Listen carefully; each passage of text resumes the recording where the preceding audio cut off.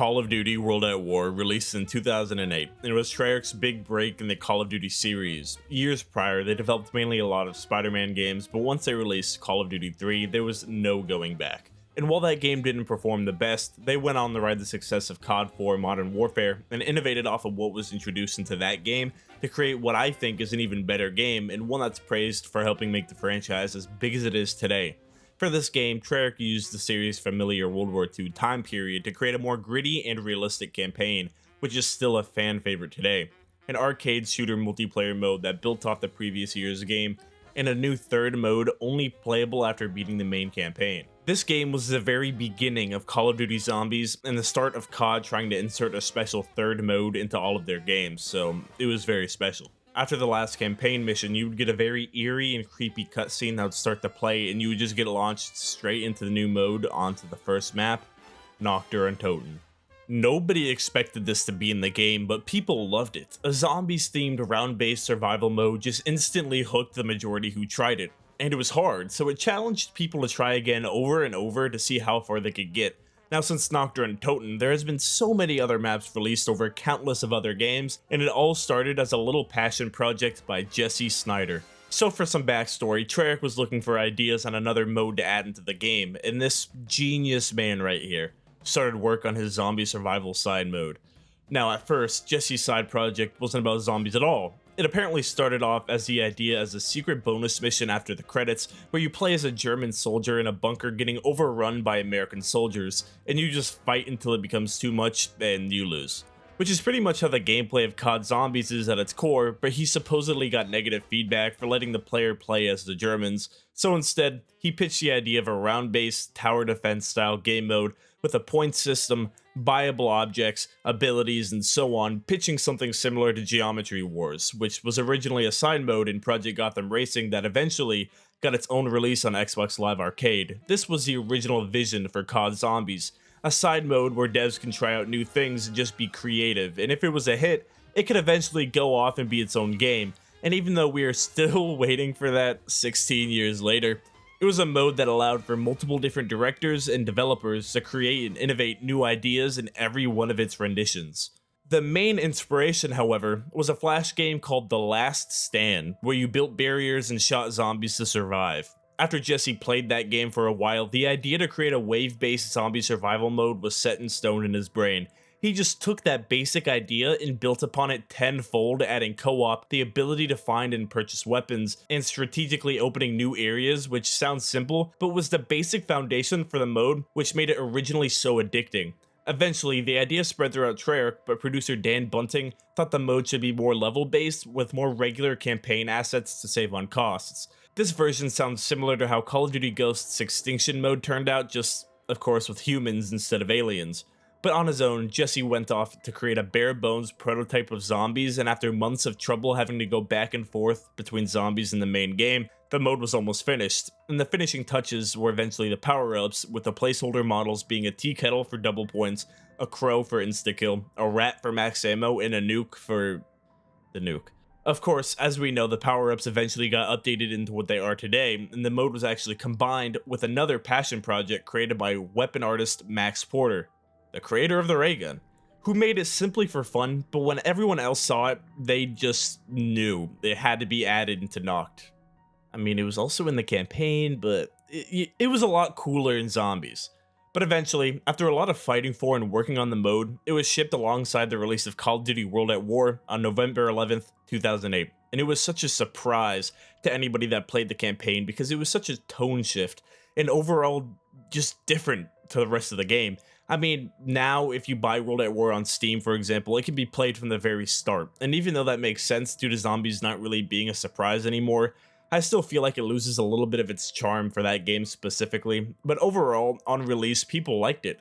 And while there was some who disliked it for being quote-unquote unrealistic in their military shooter game, the game to begin with already had a horror-like vibe to it, and the mode just felt like it was meant to be there. And Nacht Der Untoten was the map where it all started. From the moment you see the intro cinematic to when you spawn in for the first time, seeing all the blood and barricades around you, you really just feel hopeless. There's no real direction on what to do or where to go. The player needs to figure all of that on their own, and it's just perfect design. There's 2 doors from the spawn room. One regular door that says help, and a couch. The door leads to the mystery box while a couch takes a player upstairs. There's no real way to know where the box is on a first playthrough, so you just have to guess or follow the writing on the wall to see which way you want to go.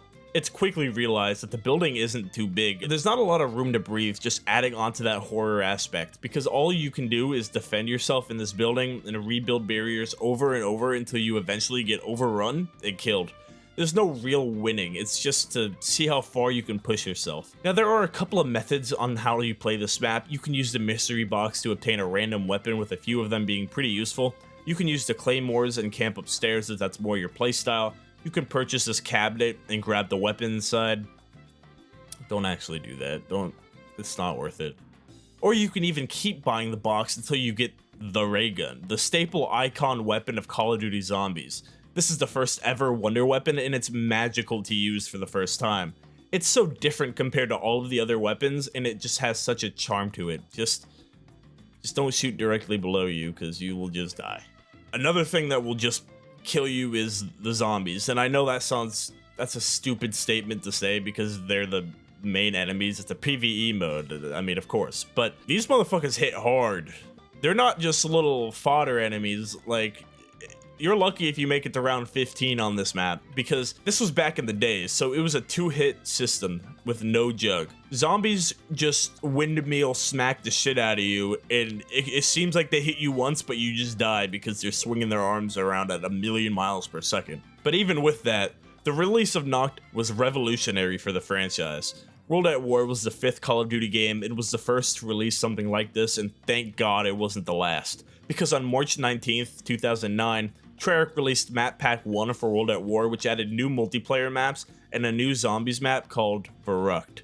Now, it's crazy how much they revolutionized this mode just between Nacht and Verruckt. While they both take place in a singular building, Verruckt actually introduced probably the single most important feature in all of zombies, and that's the perk system. Although it was very simple at this time, this was the first time we saw perks in zombies, that being Juggernog, Quick Revive, Speed Cola, and Double Tap. While they were similar to the multiplayer perks, I always thought of the zombies as being completely different, even though they're not. In this map, Juggernog gives you more health, damage reduction, and increased time to regen. Quick Revive allows you to revive teammates faster, Speed Cola lets you reload faster, and Double Tap increases your rate of fire. Man, I could just not imagine playing zombies without them.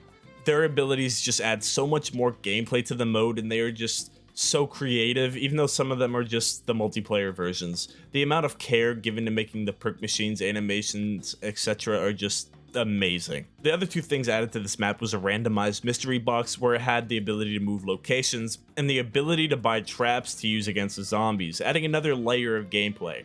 All of these things are still in zombies to this day, and even though a lot of people ignore Verruckt, it did actually add a lot to the series. It also expanded upon the creepiness of Nacht Der Untoten, with Verruckt taking place in an old beaten down hospital. There's blood everywhere, debris, ambient noises in the background, tight corridors, and an overall more confusing layout at first, and with the sprinters in this map being fast as shit, this map is by far the scariest on this game, and to an extent, one of the scariest in the entire franchise. Oh, and I actually almost forgot what else this map introduced, that being an actual story, kinda, which wasn't in Nacht Der Untoten at all. But now with the second map expanding on everything and giving it all its own sense of identity, it's only natural for there to be a story. And the way it does this is by giving identity to the 4 playable characters, the Marines. It's the first big example in Call of Duty where the player just wasn't the silent protagonist, and even though the voice lines weren't the best, it slowly evolved to be a big part of the storytelling in the mode. Now, all of the World at War maps are known for having one major thing, Nacht being the first zombies map, Verruckt introducing perks, and the next map, Shi No Numa, is known for just being fucking broken. That's not entirely true. I mean, this was the map that introduced us to the Wunderwaffe and the main 4 characters, Dempsey, Nikolai, Takio, and Richtofen. But I feel like when people look back, they think of Der Riese when they think of the main 4's introduction, and they look at Shi No Numa as the buggy high round map. I see a lot of people say this is the weakest map on this game, and I actually disagree. I think it's the second best just because of the ability to get to such high rounds. It's not the best map design, but when comparing it to the last 2 maps, in my opinion, is a huge upgrade. Taking the locations are both inside and out, along with there being multiple branching paths giving the player more options on where to go. There's a few questionable decisions like with the abundance of water around the map that slows the player down, along with the difficult dog rounds, but I feel like overall it's the first map to really expand the game mode into what it would eventually become down the road in Black Ops 1, 2, and 3. That's due to the way the map is laid out, but mainly due to the playable characters' personalities. The characters in Verruckt had lines, but they were overall very generic. In Shi No Numa, we actually have a named crew, all with their own unique voice lines and personalities, each being based on an exaggerated stereotype. Dempsey was an American soldier, Nikolai was a Russian soldier, Takio was a Japanese soldier, and Richthofen was a German soldier, and they all had very thick accents that really put a more comedic emphasis on whatever silly ass thing they were saying. The introduction of this crew would affect all of zombies as we know it. Without these characters, I'm not even sure if the mode would still be around today. I mean, we haven't seen this crew in about like 5 years, and it's one of the biggest complaints when people talk about the new games. And we all have Shi No Numa to thank for this, but even with that, when people think of this map, they think of the high rounds. On the World at War version of this map only, the zombie spawns were capped at only 24 per round, meaning the rounds went by quick. This, along with the introduction of the Wunderwaffe, which was an infinite damage wonder weapon, allowed for high rounds to be a piece of cake, with the highest to this day being around 11,843 by UniQ. And the only reason why the games end is just because it overloads the game and it crashes. And I guess the reason for this is due to it being the first open environment map, so they didn't really think about tweaking these certain elements. Oh yeah, and Juggernog was broken too. In both this map and Verruckt, Juggernog gave the player more health, faster regen, and more defense against attacks, basically making the player invincible on both of these maps. This would later be changed on the next map, Riese, but with traps, infinite damage, a fucking million health, and a zombie spawn cap, high rounds were just easy as shit, and that overshadows pretty much everything else about this map. But what overshadows pretty much every map on this game is Riese, the final map on World at War Zombies. Now, when writing the section for this map, I was gonna call it the best map of the game, and while I feel most people feel that way, there's just one main issue that makes me prefer World at War Shi No Numa, but I'll get to that in a bit.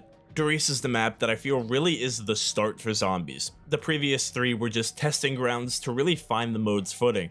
And while you can say the same for this map being a testing ground for Black Ops 1's Shi No Numa, this map pretty much has it all. From the moment you spawn in, the atmosphere really just scratches the right itch, reminding me of Nacht just with more shiny surfaces. This map's layout takes a page out of Shi No Numa's book by having a spawn with multiple branching pathways, creating for a map that just flows very well, making a gold standard for how maps should be laid out moving forward. The main crew from Shi No Numa returns along with the Wunderwaffe, ray gun, traps, and the 4 perks. It was really a culmination for everything they've been adding over the last couple DLCs, but what this map introduced is probably the most important alongside the perks from Verruckt, and that's the Pack-a-Punch system, and an actual real story, not that bullshit that I said earlier from Verruckt. When you spawn in, the game teases you with this new machine locked behind a door that you just can't open normally. So you just have to progress the map either by going left or right until eventually you're moved to the center, which is where you find the mystery box and the power switch. Two very recognizable things.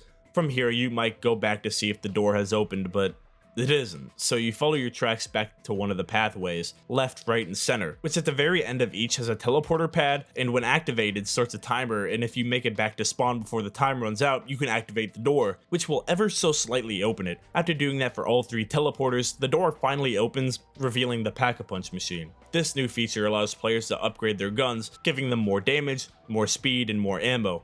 Oh, and a fucking brand new camo that kind of looks like dog shit in this game, I'm not gonna lie. I'm sorry, all you World at War enthusiasts, I'm just being real. The addition of Pack-a-Punch really is just the cherry on top. Yeah, double tap helped you kill more, but it didn't do much besides kill the zombies faster. The same amount of ammo would be used anyways, and it could actually make you lose ammo faster. Having a straight up damage multiplier also be added was just what the mode needed, and its simple activation made it easy for players to find on their own, adding to that exploration factor. Now with the Pack-a-Punch weapon, you can actually do the very first main Easter egg on this game, and while the first real Easter egg quest wouldn't be added until Ascension on Black Ops 1, this was the first attempt at doing something like this where the player can play this map hundreds of times and not even know it exists. In order to do the flytrap Easter egg, which is what most people call it, you have to first shoot this panel way out of bounds, and then you need to shoot 3 dolls around the map, basically playing a game of hide and seek. And each time you shoot a doll, you will get a voice line from Samantha Maxis, and that's it. No cutscene, no boss, no big long quest.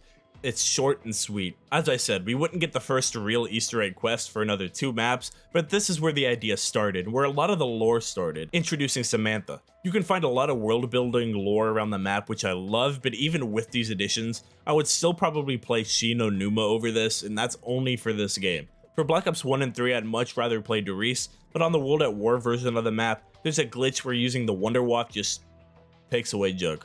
Jug was already nerfed in this map compared to the previous 2, making it worse, but with this glitch, when you take splash damage from the Wonder Waff, it just removes the Jug effect from you forever. You keep the perk equipped, and even dying and buying it back doesn't do anything, it's just gone. So using the Wonder Waff is pretty much useless.